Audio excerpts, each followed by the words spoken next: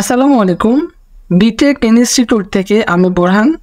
আজকে আমরা Microsoft office এক্সেলের full course নিয়ে চলে এসেছি। তো আজকে আমরা বোঝানোর চেষ্টা করব মাইক্রোসফট অফিস অ্যাপ্লিকেশন কি এবং প্রত্যেক দিন ক্লাসের মাধ্যমে আপনাদের টোটাল বিষয়টা শেখানোর চেষ্টা করব। তো চলুন মাইক্রোসফট অফিস এক্সেলটা কি এটা দেখা যাক। তো প্রথমতই আমি স্টার্ট মেনুতে ক্লিক করলাম এবং এই এক্সে ক্লিক করলাম, তাহলে এক্সেল চলে আসলো 2016। এটাকে এখন আমরা ক্লিক করব, তাহলে মাইক্রোসফট এক্সেলটা ওপেন হবে। এবার আমরা টোটালি এরকম একটা অপশন থাকবে, এটা আমরা করব কি ব্যাক ওয়ার্কবুক নেব। এবার আসে মাইক্রোসফট এক্সেলটা কি এবং এটার দ্বারা কি হয়, কি কাজ করা হয়, এটা সম্পর্কে আজকে বোঝার চেষ্টা করব। মাইক্রোসফট এক্সেল হচ্ছে স্প্রেডশিট প্রোগ্রাম। এটার মাধ্যমে আমরা কত রকমের হিসাব আছে টোটাল হিসাব করার কাজ করে থাকি। মাইক্রোসফট এক্সেল হচ্ছে হিসাব গণনাকারী সফটওয়্যার, যেখানে আমরা টোটাল হিসাব করে থাকি। যেমন মাইক্রোসফট ওয়ার্ডের মাধ্যমে এক্সেলের মাধ্যমে আমরা যত রকমের হিসাব আছে, যেমন আমরা যোগ বিয়োগ গুণ ভাগ যে কোনো কিছুর স্যালারি শিট, এক্সেল বিদ্যুৎ বিল, ডিসকাউন্ট, ট্রানজ্যাকশন শিট, এরকমভাবে অনেক রকমের। যেমন তারপরে আছে আমাদের গ্রেড মানে রেজাল্ট শিট, আমরা এই এক্সেলের মাধ্যমে তৈরি করতে পারি। এটার মূলত আমরা আজকে বেসিক কিছু নলেজ আমরা দেওয়ার চেষ্টা করব। মূলত আমরা এখন বের করলাম মাইক্রোসফট এক্সেল। মাইক্রোসফট এক্সেলে উপরে দিয়ে খেয়াল করি টোটাল আছে ফাইল মেনু আছে, হোম মেনু আছে, ইনসার্ট মেনু আছে, পেজ লেআউট মেনু আছে, ফর্মুলা মেনু আছে, ডাটা মেনু আছে, রিভিউ আছে, ভিউ এবং আর পিভট। এই যে 1 2 3 4 5 6 7 8 9 9টা যে মেনু আছে, এই 9টা মেনু আমরা প্রতিদিন একটি একটি করে ক্লাস নিয়ে আপনাদের শেখানোর চেষ্টা করব। আমরা দেখতে পাচ্ছি, আমরা একটু বের করে দিই, পরে যে জায়গাটুকু আছে প্রত্যেকটা মেনুতে যখন আমরা ক্লিক করব, খেয়াল করি প্রথমে ক্লিক করলাম, এরকম একটি অপশন আসছে, মানে সাদা কালার উপর একটি এরিয়া আসছে যেখানে বিভিন্ন রকম অপশনস আছে।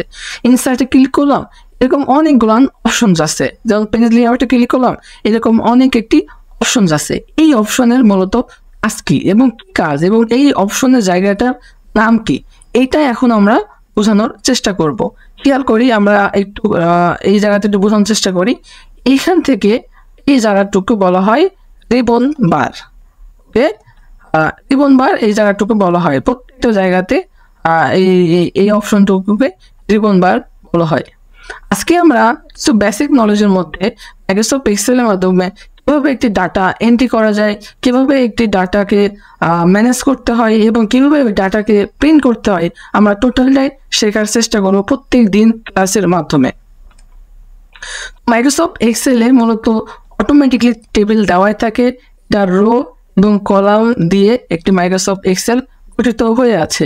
এখানে 100 রো এবং মিলিয়ন মিলিয়ন কলাম দিয়ে 100 কলাম এবং মিলিয়ন মিলিয়ন রো দিয়ে মাইক্রোসফট এক্সেল গঠন করা হয়েছে। খেয়াল করি, আমরা এখানে কলাম এবং রো দ্বারা কিন্তু একটি টেবিল তৈরি হয়। ঠিক একইভাবে এই জায়গাতে কিন্তু অনেকগুলো টেবিল তৈরি করা আছে। এই জায়গাতে প্রত্যেকটা কলামের কিন্তু নাম দেওয়া আছে। এই যে যেমন এই column, B column, C column, D column, E column, F column, G column, H column. একইভাবে এখানে 1 2 3 4 5 6 7 8 9 10 এইভাবে রো দেওয়া আছে। একটি কলাম একটি রো এর মাধ্যমে টেবিল তৈরি হয়। ঠিক একইভাবে এই জায়গাতে মাঝখানে কিন্তু একটা সেলস তৈরি হয়। এই সেলগুলানের কিন্তু নির্দিষ্ট একটি নাম থাকে। এই ঘরের গুলানের নাম আমরা কি করে বুঝবো? সাপোজ আমি এই জায়গাতে ক্লিক করলাম, তার মানে এটা বি নাম্বার কলমে আছে, 4 নাম্বার ঘর আছে, তার মানে এটার নাম B4। একটু নেম বক্সে একটু খেয়াল করি, এই নেম বক্সে কিন্তু এটার নাম B4 উল্লেখ হয়ে আছে। এইরকম বিষয় এখন আমরা একটু বেসিক ব্যাপার একটু বোঝার চেষ্টা করব, ঠিক আছে? ওকে, প্রথমতই আমি বলেছিলাম মাইক্রোসফট এক্সেল একটি হিসাব গণনাকারী সফটওয়্যার। এটা কিভাবে আমরা বলতে পারি, এটা বলার জন্য আমরা একটু ভালো করে বোঝার চেষ্টা করি। সাপোজ এই জায়গাতে আমরা যদি 10 নিই, এই জায়গাতে আমরা 12 নিলাম, এই জায়গাতে আমরা 14 নিলাম। ঠিক একইভাবে এই জায়গাতে আমরা সাপোজ এটা হুবহু নিলাম, আপনারা এটা পরিবর্তন করতে পারেন। এবার এখন যদি এটাকে যোগ করতে চাই তাহলে কিভাবে করব, আর কেনই বা আমরা এক্সেলের মাধ্যমে যোগ করব, এইটাও একটা ব্যাপার আছে। যেমন আমরা যদি ক্যালকুলেটরে যোগ করতে পারি, ক্যালকুলেটর তো যোগ করতে পারি, ফোনের ক্যালকুলেটরে যোগ করতে পারি, তবে কেন আমরা মাইক্রোসফট এক্সেলে এসেই যোগ করব? কেননা মাইক্রোসফট এক্সেলে এসে কারণ এই জন্য যোগ করবো, কারণ এই জায়গাতে একাধিক নাম্বার থাকতে পারে। এটাকে আলাদা আলাদা যোগ করতে হলে আমাদের কিন্তু অনেক সময়ের প্রয়োজন। তো এই সময়কে সংক্ষিপ্ত করার জন্য মাইক্রোসফট এক্সেলে আমরা হিসাব করে থাকি। যেমন এই জায়গাতে যোগ করার সূত্রটা হচ্ছে ইকুয়াল সাম ফার্স্ট ব্র্যাকেট, আমরা প্রথমেরটাকে ধরলাম এবং লাস্টেরটাকে ধরলাম, পরেরটাকে ধরলাম। এবার যদি শিফট যদি আমরা 0-তে ক্লিক করি, তার মানে ব্র্যাকেট ক্লোজ করে দিলাম, এন্টার মারলে আমাদের 12 এবং 14-তে 26 হয়, অ্যান্সারটা বের হয়ে গেল। এবার যদি আমরা এই যে ঘরটা আছে E3, এই ঘরটা আমরা যদি একটু জুম করে দিই, দেখেন এই কোণাতে কিন্তু একটা ডট আছে, পয়েন্ট আছে। এই ডটটাকে ধরে যদি আমরা নিচের দিকে টান দিই, সেই ক্ষেত্রে আমার টোটাল অ্যান্সারটা বের হয়ে যাবে। এবার যদি আমরা এই জায়গাতে 14 জায়গাতে যদি 15 দিই, সেই ক্ষেত্রে অটোমেটিকলি অ্যান্সারটা পরিবর্তন হবে। এখন আমরা কেন এই জায়গাতে আসলাম? আমরা কি এই জায়গাতে কখনো সূত্র দিয়েছিলাম? আমরা সূত্র দিয়েছিলাম এক জায়গাতে, কোনটাতে? প্রথমটাতে সূত্র দিয়েছিলাম, কিন্তু পরের গুলো কিন্তু অটোমেটিকলি সূত্র হয়ে গেছে। ঠিক আছে, এই জন্যই আমরা বলেছিলাম যে বৃহত্তম অঙ্ক বা বৃহত্তম হিসাব খুব সহজে করার উপায়ই হচ্ছে মাইক্রোসফট এক্সেল। ওকে, তো আমরা একটা বেসিক কিছু শেখার আজকে চেষ্টা করব। খেয়াল করি, সাপোজ আমরা কোনো ডাটা যদি আমরা কালেক্ট করতে যাই, কোনো তথ্য কালেক্ট করতে যাই, তাহলে আমাদের সিরিয়াল নাম্বার অবশ্যই কিন্তু দেওয়া জরুরি। যেমন এখানে এসএল সিরিয়াল নং। এখন আমরা এই জায়গাতে 1 এবং 2 এবং 3 এবং 4 এবং 5 এরকম ভাবে দিতে চাই। যদি 100 বার এভাবে আমরা সিরিয়াল গঠন করতে চাই, তাহলে কিন্তু আমাদের ক্ষেত্রে অনেক কষ্টদায়ক হবে। তো সেই ক্ষেত্রে আমরা এটাকে সহজ করার জন্য কি করতে পারি? এটাকে সহজ করার জন্য আমরা 2 ভাবে কাজ করতে পারি। যেমন তো কি করলাম, 1 দিলাম, দ্বিতীয়তে 2 দিলাম। এখন 1 নম্বর এবং 2 নম্বর ঘরকে করবো, আমাকে সুন্দর করে সিলেক্ট করে দেবো। সিলেক্ট করে দিয়ে আমরা যদি এই পয়েন্টটাকে ধরে নিচের দিকে টান দিই, তত দূর আমি টান দেবো, তত দূর কিন্তু একটা সিরিয়াল বাই সিরিয়াল এটা হয়ে যাবে। ঠিক আছে, যেমন এর সিরিয়াল মেনটেন করে সিরিয়াল নাম্বারটা হয়ে গেছে। আরেকটি পদ্ধতি হচ্ছে, যদি আমরা এখানে 1 দিই, 1 দেওয়ার পরে সরাসরি করবো কি, হোম মেনু থেকে এই কোণাতের দিকে চলে আসবো ফিল মেনু। ওকে, ফিল মেনু থেকে আমরা একটু নিচের দিকে নিয়ে আসি, এখানে লেখা আছে সিরিজ। এই সিরিজে ক্লিক করবো, দেন এই জায়গাতে কলাম সিলেক্ট করে দেবো, কারণ এটা আমরা কলামে সিরিয়াল মেনটেন করতে চাই। এখানে খেয়াল করেন স্টেপ ভ্যালু আছে, এখানে স্টেপ ভ্যালু 1 এবং স্টপ ভ্যালু আছে। এই স্টপ ভ্যালু এই জায়গাতে আমরা সাপোজ 100 দিয়ে দিলাম। আপনি 1000 2000 যতটা দিতে ইচ্ছুক হন আপনি ততটা এই জায়গাতে দিতে পারেন। তো এই জায়গাতে যদি আমরা ওকে করে দিই, তাহলে এখানে একাধিক মানে 100 পর্যন্ত কিন্তু সিরিয়াল অটোমেটিকলি মেনটেন হয়ে যাচ্ছে। তো এটাকে আমরা এখন টোটাল একবারে ডিলিট করবো। কিভাবে টোটাল একবার ডিলিট করার জন্য টোটালটাকে সিলেক্ট করব, ক্লিক করে দেওয়া, নিচের দিকে নিয়ে আসবো, দেন সিলেক্ট হয়ে গেল। টোটালি আমরা কিবোর্ড থেকে ডিলিট বাটনে চাপ দেবো, তাহলে টোটালটাই ডিলিট হয়ে যাচ্ছে। এখন খেয়াল করি, যেহেতু আমরা রাজশাহীর বাসিন্দা, এই জায়গাতে আমরা রাজশাহী লিখলাম। অনেক সময় এই জায়গাতে অ্যাড্রেস লেখার ক্ষেত্রে অনেকের বাড়ি একই জায়গাতে হয়ে থাকে। সেই ক্ষেত্রে আমি বারবার একই লেখার থেকে আমরা যদি চাই এই জায়গাতে আমরা যদি চাই একই জিনিস বারবার হয়ে যাক, তো সেই ক্ষেত্রে কি করব? তো সেই ক্ষেত্রে একই জিনিস বারবার নেওয়ার জন্য আমরা এই ঘরটাকে সিলেক্ট করব। ঘরটাকে সিলেক্ট করে যদি আমরা এই পয়েন্টটাকে ধরে নিচের দিকে নিয়ে আসি, তাহলে টোটাল যে একই লেখা সেটা টোটালি এটা চলে আসবে। ব্যাপারটা কি বোঝা গেল? এইভাবেই মূলত এই কাজগুলো করা হয়ে থাকে। আমি এটাকে টোটালি সিলেক্ট করলাম, যাতে যদি ডিলিট মারি তাহলে টোটালটা ডিলিট হয়ে গেল। এই জায়গাতে আমি আরো একটি বিষয় বোঝানোর চেষ্টা করছি। সাপোজ এই জায়গাতে যদি আমরা এ এবং এই জায়গাতে যদি বি দিই, সেই ক্ষেত্রে কি হবে? সেই ক্ষেত্রে সেম একই জিনিস করে আপনি জাস্ট সিলেক্ট করে এটাকে যদি নিচের দিকে নিয়ে আসেন, তাহলে অটোমেটিকলি এটা একটা ভুল যাবে। আচ্ছা, এটা আমরা এটা স্কিপ করি। ওকে, এটা স্কিপ করব। তাহলে এই জায়গাতে আমি মনে করেন কিছু টাইটেল লিখতে চাই এই জায়গায়। ওকে, এখানে কিছু টাইটেল লিখতে চাই। সাপোজ এই জায়গাতে মনে করেন আমি লিখতে চাই যে নেম এই জায়গাতে লিখতে চাই আচ্ছা এটা লিখলাম না, লিখতে চাই দা বাংলাদেশ এখানে একটা লিখতে চাই। এখন খেয়াল করি এইটা এখন কিভাবে কাজ করে।